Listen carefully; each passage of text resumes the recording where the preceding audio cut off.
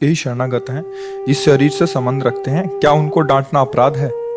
ये तो कई बार चर्चा की है। हमें अभी जरूरत पड़े तो हम आपको दबका के गेट के बाहर खड़ा कर सकते हैं, क्योंकि हम आपका मंगल चाह रहे हैं, आपका हित चाह रहे हैं, और आप हमारे पास आए हो, इसीलिए आप हमको ये अधिकार दिए हो। आप हमारे गुरु हो, मतलब आप हमारे अवगुणों पर शासन कर सकते हो। तो ऐसे ही पिता का अधिकार अपने पुत्र और बच्चों पर है। उनको सतमार्ग में चलाने के लिए अगर वो भय वाले वचन बोलते हैं या थोड़ा सा दंड भी देते हैं, तो पिता माता बच्चे का मंगल करने के लिए करते हैं। उसे क्रोध नहीं माना जाता, उसे अधर्म नहीं माना जाता। कई बार ऐसा होता है, वो छोटी है ना, तो उसको बहुत वो आपके हर वचन को फॉलो करना चाहती है। जैसे आपने भोजन का कुछ बोल दिया तो बहुत कम खाती है, नींद भी उसने कम की हुई है, पढ़ती भी है, साइंस साइड ले रखी है। नहीं, उसको डांटना भोजन पड़ता का है। कम का कितना उससे नहीं, तो पूरी बात सुनो ना जी। क्योंकि हमारे पास दोनों हमारे मित्र हैं, एक प्रवृत्ति मार्ग और एक निवृत्ति मार्ग। दोनों हमारे ही हैं, हमारे ही संबंधी हैं, दोनों शिष्य हैं, दोनों हमारे ही परिकर हैं। तो हम जैसे उपदेश कर रहे हैं, तो अब बराबर जब उपदेश करेंगे तो एक जैसा करेंगे ना। अब उसमें विभाग करना है कि हमारे लिए क्या इसमें उपदेश है और विरक्तों के लिए क्या होगा। अब विरक्तों वाला तुम धारण करोगे तो नहीं बनेगा, और गृहस्थों वाला वो धारण करेंगे तो नहीं बनेगा। दोनों का विभाग है।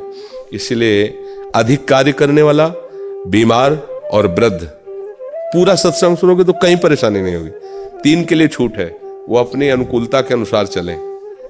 अब वृद्ध है, वो थोड़ी चाय पिएगा तो गर्मी आएगी शरीर में, और जवान को काफी चाय की आवश्यकता क्या है। तो वृद्ध अब रोगी है, उसे सुबह दवा खानी है, अब वो 11-12 बजे तक कुछ खा नहीं सकता, तो अब कैसे चलेगा उसके लिए। रोगी, वृद्ध और बहुत कार्य करने वाला मेहनती आदमी, अलग अलग। अब हमारे पास जितने भी ये सब भगवत प्राप्ति के लिए हैं, और शारीरिक श्रम ज्यादा है नहीं। माला चलाना, आरती करना, यही सब, ये कोई श्रम वाली थोड़ी, ये तो भाव वाली चीजें। तो कम भोजन पाओ, नहीं आते बढ़ेंगी और उनको फड़वाना पड़ेगा फिर डॉक्टर से। हाँ, इसलिए ये कई बार हम सत्संग में बोले कि गृहस्थों के अन्न के बड़े बड़े दांत, भजन न करोगे तो फाड़ डालेंगे आंत। कोई खिलवाड़ नहीं है, ये हराम का नहीं है माल। खूब भजन करो, तपस्या करो, और जो प्रभु दे रहे हैं उसका उचित प्रयोग करो, भगवत प्राप्ति हो जाएगी। तो आप सोचो हम इसके स्वामी हैं, नौकर बन के रहो पूरे जीवन। समाज का एक एक पैसा समाज की सेवा में लगना चाहिए। एक एक अन्न, इसमें जो दाना खाया हो समाज की सेवा के लिए भजन करो, समाज का मंगल मनाओ। समाज तुम्हारी जो है शरीर की व्यवस्था किया है, अन्य समाज में ही तुम पैदा हुए हैं, समाज से ही हम पोषे हैं। किसी गृहस्थ के आप पैदा हुए, किसी गृहस्थ का अन्न खा करके बड़े हुए, किसी गृहस्थ का ही अन्न पाकर भजन कर रहे हैं, किसी गृहस्थ के वस्त्र पहने हुए हैं। तो हमारा क्या कर्तव्य है? हम बड़े हो गए क्या? नहीं, हम नौकर हैं, हम सेवक हैं। हमारा कार्य है जो हमारे पास है।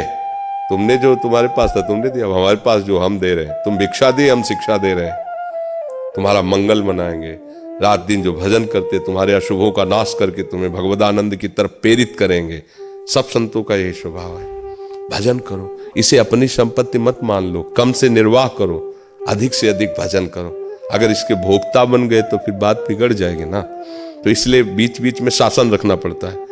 अभी हमारे यहाँ साधुकों का बाजार का बिल्कुल बंद, कोई भी बनी हुई वस्तु बाजार से नहीं। अगर वो हमारा शिष्य है और व्यापार में है, बाहर आता जाता है, उसके ऊपर कैसे लागू होगा ये बात। तो अब सत्संग में तो हो गया बाजार का बंद। मालूम कुछ सदगृहस्थ हैं, धारण करते हैं, पर अब वो व्यापारी है, देश विदेश जा कैसे, तो उसको अलग उसके लिए नियम बनेंगे। यहाँ जो हमारे पास है उनके लिए अलग नियम है, जो हमसे दूर है उनके लिए अलग नियम है। सब एक जैसे नहीं चल सकते हैं ना। विरक्ति और गृहस्थी का अलग, और गृहस्थी में भी अलग। अब एक सदगृहस्थ थमे हुए हैं, एक गांव में रहते हैं, एक किसान है, वैसे वो निर्वाह कर सकते हैं। लेकिन एक गृहस्थ है, उसको दूर देश आना जाना, ऐसा यात्रा कई कई दिन की, तो उसके लिए एक अलग सिद्धांत रहेगा। तो इसलिए समझना। कविता जी ऋषिकेश से। सदगुरुदेव भगवान, आपके चरणों में कोटि कोटि प्रणाम। गुरुदेव, आपके श्रीमुख से अमृत रूपी सत्संग द्वारा लाखों जीवों का कल्याण हो रहा है। आप इतना कष्टदायक जीवन निर्वाह करते हुए भी सेवा परायण हैं। क्या ऐसा हो सकता है कि हमारे द्वारा जो थोड़ा बहुत